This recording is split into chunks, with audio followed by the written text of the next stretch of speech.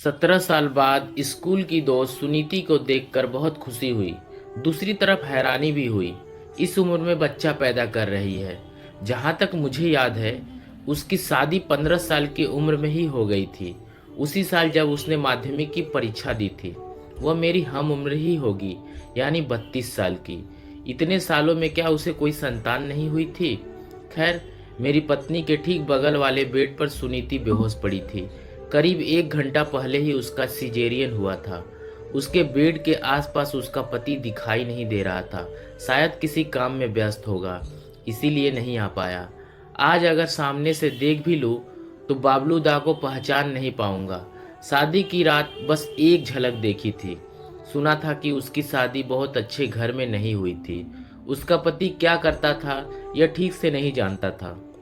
हालांकि बाद में उनकी आर्थिक स्थिति में निश्चित रूप से सुधार हुआ होगा, वरना इस नर्सिंग होम में भर्ती होना आसान नहीं था। यह नर्सिंग होम कहे तो अमीर लोगों के पैसे खर्च करने की जगह है। खैर, होश में आने पर बात करूंगा। 17 साल बाद उससे बात होगी। उसके द्वारा मुझे लिखे गए पहले खत की बात छेड़ूंगा। आखिर में हंसकर कहूंगा, मन ही मन मैं भी तुम्हें पसंद करता था। हालांकि उसने वह खत बहुत छोटी उम्र में लिखा था, शायद भावनाओं में बहकर। मैंने उस खत का कोई जवाब नहीं दिया था। खत मिलने के बाद 2-3 दिन तक मैं बहुत खुश रहा था। मन में जैसे तूफान उठ रहा था, लेकिन वह खुशी ज़्यादा दिनों तक नहीं रही।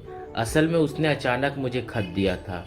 इससे पहले हमारी कभी कोई बात नहीं हुई थी, न कभी आंखों से आंखें मिली थी। सच कहूँ तो मुझे वह बहुत पसंद भी नहीं थी। फिर भी पहली बार किसी लड़की का खत मिलने का एहसास बहुत शानदार था, बहुत सुखद। लेकिन वह खुशी 3 दिन से ज़्यादा नहीं टिक पाई। माँ को ठीक ठीक भनक लग गई। मेरी किताबें, बैग, कपड़े सब खंगाल कर माँ ने वह खत खोज निकाला। वह खत पिता के पास पहुँच गया। पिता ने पढ़ा लेकिन कुछ नहीं कहा। जो कुछ कहना था माँ ने ही कह दिया था। ठीक ठीक क्या कहा था अब याद नहीं, लेकिन ऐसा डर बैठा दिया था कि शरीर कांपने लगा था। प्रेम उड़कर सीधे खाई में जा गिरा। इसके बाद नौकरी में ट्रांसफ़र होने की तरह मेरा भी ट्रांसफ़र होता चला गया। मुझे कार्सियांग भेज दिया गया, कार्सियांग से बेंगलुरु, वहाँ से चित्री यानी तिरुचिरापल्ली। संयोग से उसकी शादी के दिन अचानक घर लौट आया था। इससे पहले भी कई बार घर आया था, लेकिन उससे मिलने की कोशिश नहीं की। हमारे घर पर शादी का निमंत्रण था।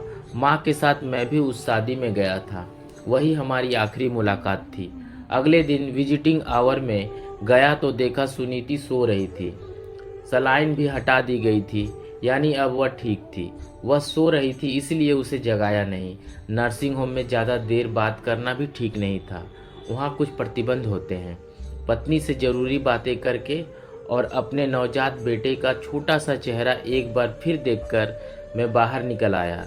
लिफ्ट से नीचे उतरते समय अचानक याद आया, अरे हाँ, उसके पास बच्चा तो दिखाई ही नहीं दिया।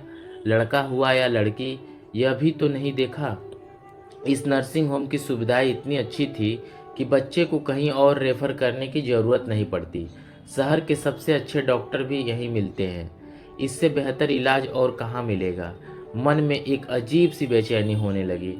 कहीं उसका बच्चा बीमार तो नहीं हो गया, कहीं उसे किसी दूसरे अस्पताल में तो नहीं ले गए।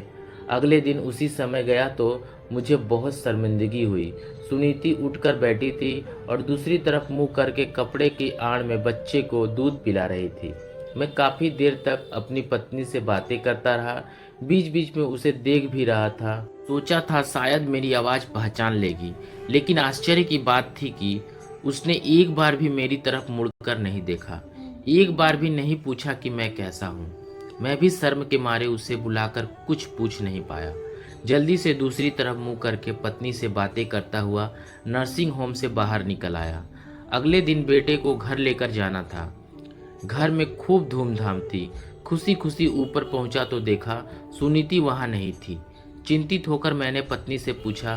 काजली ने उदास नजरों से धीरे से कहा, चली गई। अगले ही पल उसने शक भरी नजरों से मेरी तरफ देखा और दुखी होकर पूछा, तुम उस महिला को जानते थे? मैंने इनकार नहीं किया, कहा हाँ, हमारे मोहल्ले में उसका घर था, मेरे साथ पढ़ती थी। काजली ने बहुत हैरान होकर मुझे डांटते हुए कहा, पहले बताना चाहिए था।